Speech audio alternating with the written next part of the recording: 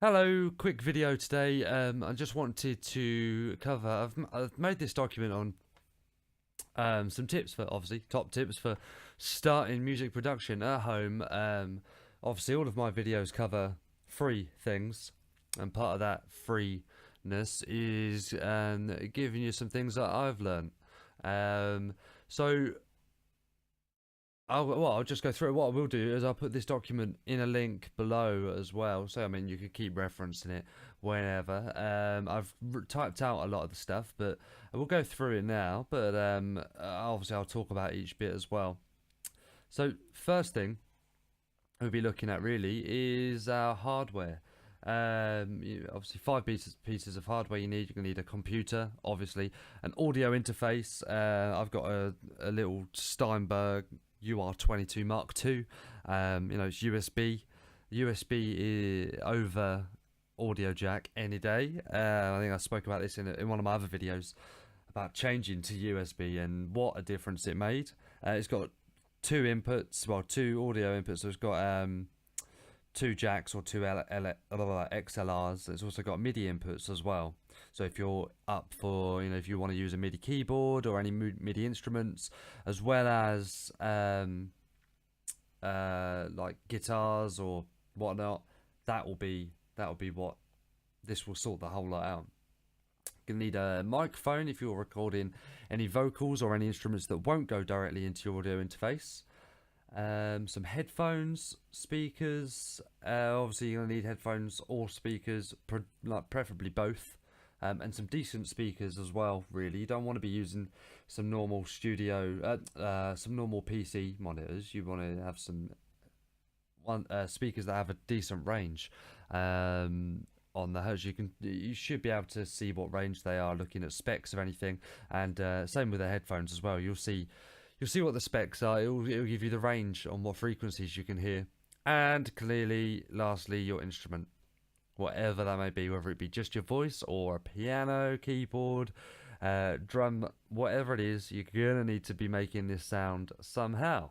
So those are the five basic pieces of hardware you are going to need. There are other things like mic stand here. You've got your pop filter, but that minimum, that's what you're going to have.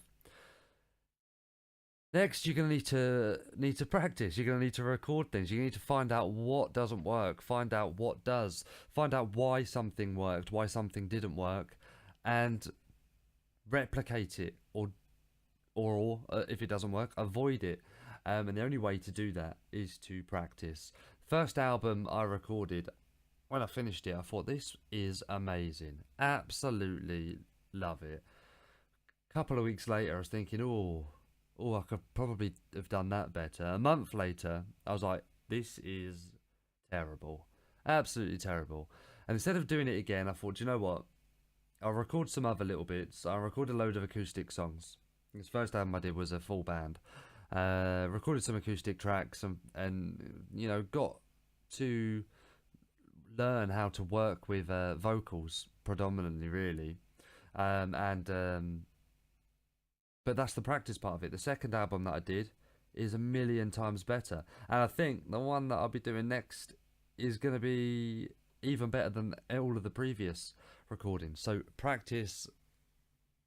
You can only practice with recordings, but you can, as long as you do it, you'll be great. I mean, I could go back and do the first album again, and it will be a million times better. Even with the same recordings that we've got, I could go remix them, start again, and it will be 10 times better than what it is. Oh, zoom. Clean in, clean out. What do I mean by this? What I mean is you want to get the best version of the recording first time. The one that, not first time, the final recording that you're going to have is going to be determined on how good the recording is that you did for the first time. So if I record a guitar but the cable is a bit dodge, it pops and clicks everywhere, I'm not going to be able to get rid of that. I'll be able to mask it to a certain degree, but that's not the point.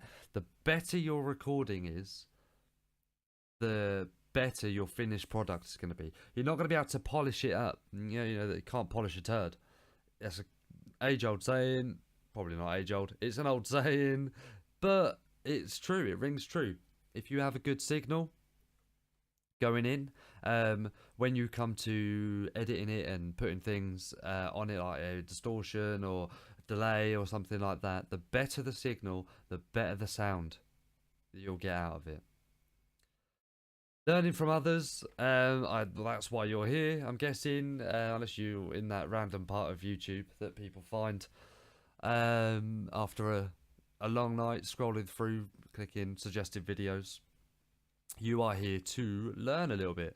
I'm sharing as much knowledge as I have, but I still go out and learn things as well. I'm always watching videos on how to do things, and not even just on music production, but we'll talk about music production for now. Always learning, still going back, and even just like rejogging my memory. If I haven't done something in a long time, I'll go back and go, how did I do that last time? And go back and find that video and be, right, that's it. Even talking to your friends, if your friends are into music production as well, say, how did you get this? How would you approach this problem that I have here? I want to do this with this sound. How would you do it? There's loads of people on YouTube. There's tons of information.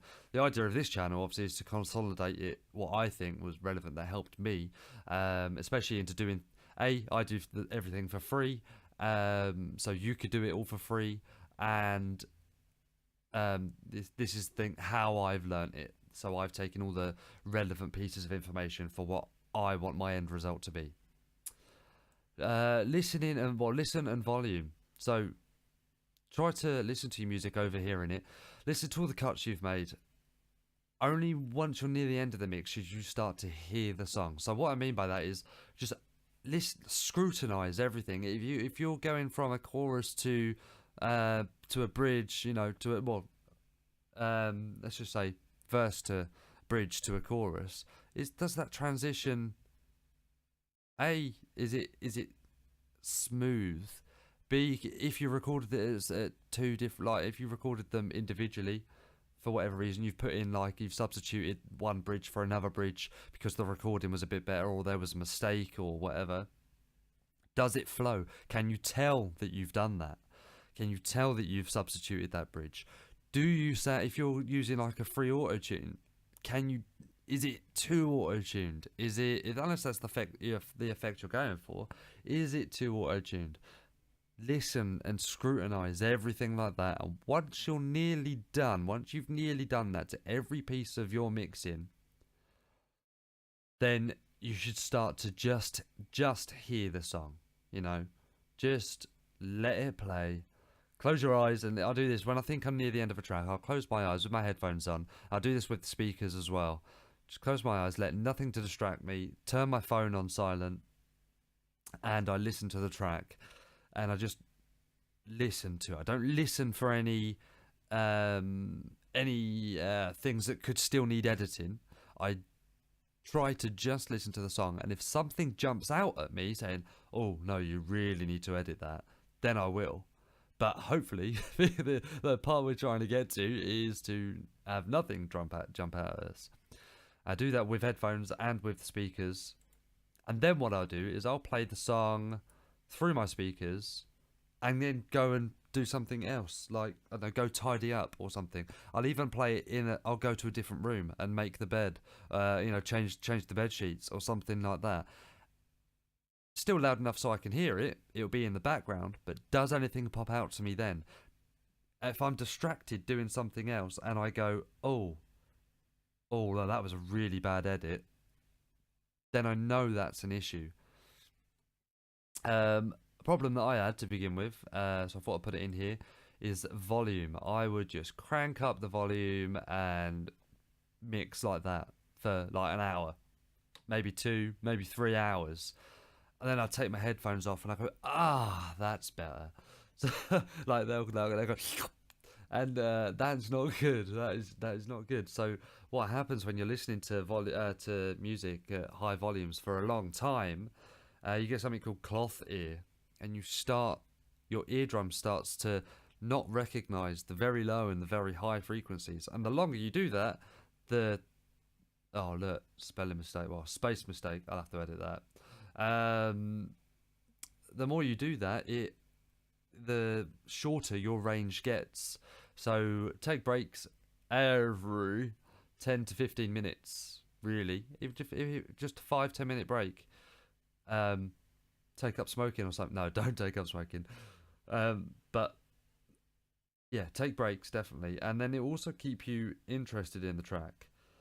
So I've had it a few times where I've heard this song so many times, and the mix still isn't done, and and then I'll give up.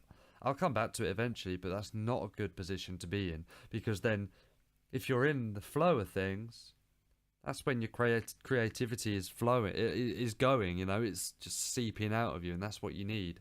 Um, Anybody can approach a track like a robot, but it's your own creativity that really helps bring out you in the mixing. Save, save, save. And I'll reiterate that: save, save, save. That I think. I mean, I had to add a few in there. Just save your work. It's so easy. It's so annoying if you lose something. If you lose some of your work, if your program crashes, or you do something and you haven't realized you've deleted the guitars, but you've carried on, and your controls there, your undos don't go that far back, and you've lost it, then that can make a man cry. So just save your work. Just remember just to do it, even if you get up every time. Sorry about that. That says allows. If you save your work every 15 to 20 minutes, you'll be golden. And make backups. I have 2 folders where I save things, and I'll save it into both every time that I need to. And what I do is I'll keep my save going, and every time I finish a mixing session, so like I'm done. It's not finished, but I'm done for the day. I'll save it into both. And lastly, get critical. Ask someone. I had this. I've got a mate who doesn't know too much about production, but he knows enough, and he is really big in his music. And but what I did find was quite important was to find someone who's not into your genre per se, who knows your genre. So I mean, if you're doing punky stuff, get a rock fan or a metal fan or something like that. Someone who doesn't hate your genre, but knows what it kind of should be like, or could have ideas on how, like say, a transition takes place or something like that. Get them to listen to it. Don't interrupt them. Just let them listen to the song. Give them a pen and paper if they need it, and say, look, just jot down things as you're listening to the song, and then we'll go through it afterwards. I had that to begin with, and it really helped. It really helped give me, because I'd spent so much time on mixing the songs, I didn't really know whether they were finished or not until I got a friend to say, have a listen to this. What do you think? And they went, that is, that's awesome. That's done. Or, well, they said that for most of us, because that one, I would just turn that bit down, but that's it. Excellent. And also listen to your songs anywhere you can when you think they're done, or even like halfway through if you want to see your progress. Mix it down, put it on a USB, put it on a CD, put it on your phone, play it in your car, play it on your TV, play it everywhere, not just your headphones and not just your studio monitors. The more places you listen to it, that you'll be surprised at how many different things you hear. It's almost like listening to the same, like a different new song, because you'll get used to. There could be something hidden in there that you've got used to, that you don't really hear anymore in your headphones or your what's it called, speakers. But you play it in your car, with different settings, and that it's gone. Oh, that really stands out. And what it will also do is, especially for the bass, it's a very good thing for the bass, where you can play the song in your headphones and the bass sounds fine. You can play it in your car or on a different system, and the bass is non-existent, or the other way, the bass is overwhelming. So to find that balance, play it everywhere you can. And for now, that is going to be the end of this video. I said it was a short one, 15 minutes. I will put this in the description. I'll put a link to it in the description below. And feel free to go take it and use it. You know, it's not a massive document really. It's just a few tips on if you're just starting out, or you know, if you're not just starting out but you're struggling in some places, or just need some extra advice really. Have a look at that, and if you did find it helpful, please do comment. Check out other videos that I have. They're all based on free software. How to do everything for free, and minus your hardware. Obviously you're going to need to buy, or you know, get gifted your computer if you're lucky, but all these things you probably need to pay for. Everything else is going to come from either you or free software. So I hope you found that any bit interesting and helpful. Like and comment, sub, all that jazz, and see you next time.